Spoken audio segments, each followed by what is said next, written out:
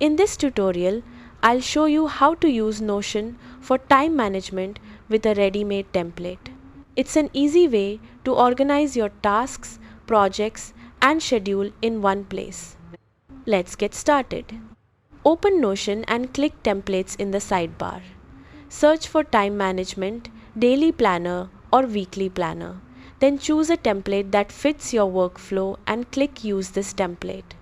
Once the template is added to your workspace, replace the sample content with your own tasks, projects, deadlines, and appointments.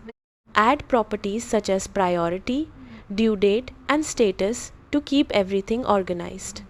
Use different views like calendar for upcoming deadlines, board for task progress, or table for a complete overview of your work.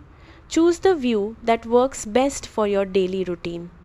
Review and update your planner regularly by checking off completed tasks, adding new priorities, and adjusting your schedule as your plans change. That's how to use Notion for time management. Thanks for watching.